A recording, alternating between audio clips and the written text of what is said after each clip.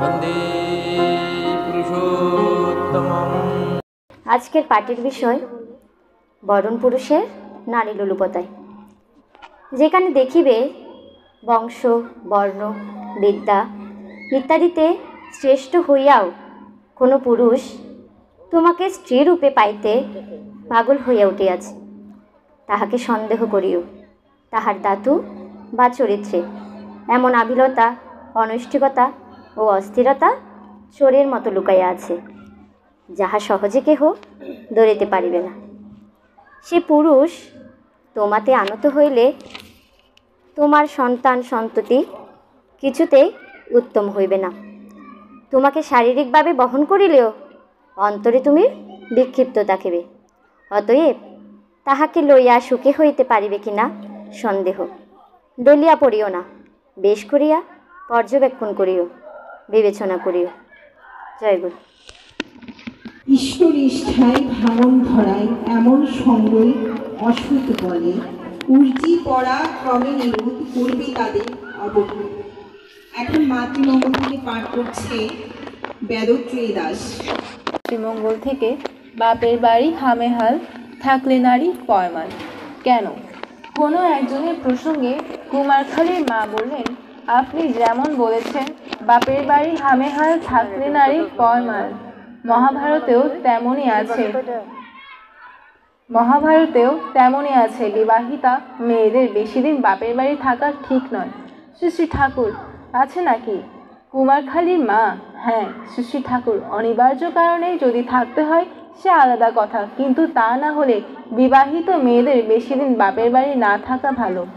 শ্বশুর বাড়িটা হলো শাসনের জায়গা, আত্মনিয়ন্ত্রণের জায়গা, ওই শাসন থেকে আলগা থাকা ভালো না। তাছাড়া মেয়েদের একটা মস্ত কাজ হলো স্বামীর সংসারে সকলে সন্তুষ্ট করে চলা। খুব মনোযোগ সহকারে নিয়মিতভাবে এই কাজগুলি না করলে অভ্যাস নষ্ট হয়, সাধনার ব্যাঘাত হয়, অনুসন্ধিৎসা ও পরিচয় ঢিলে হয়ে পড়ে।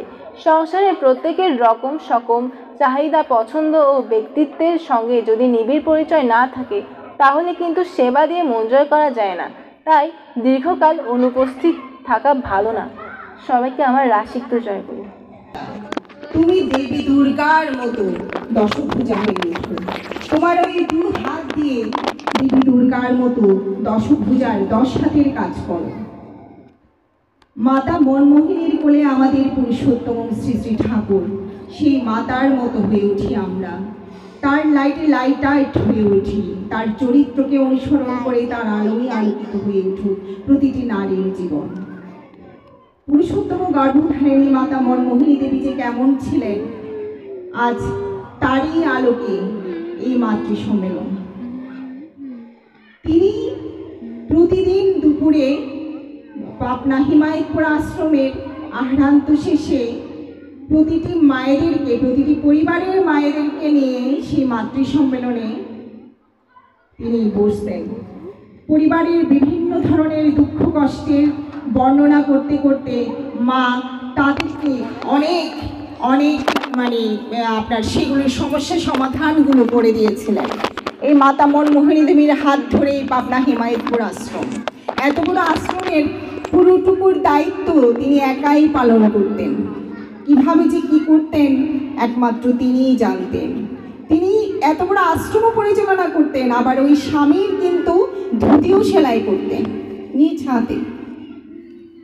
কি ধরনের অসাধারণ অনুকরণীয় একজন মা ছিলেন, তারই আলোকে আজকে আমরা যাজন করবেন আমাদের মায়েরা যারা আজকে মঞ্চে উপবিষ্ট রয়েছেন।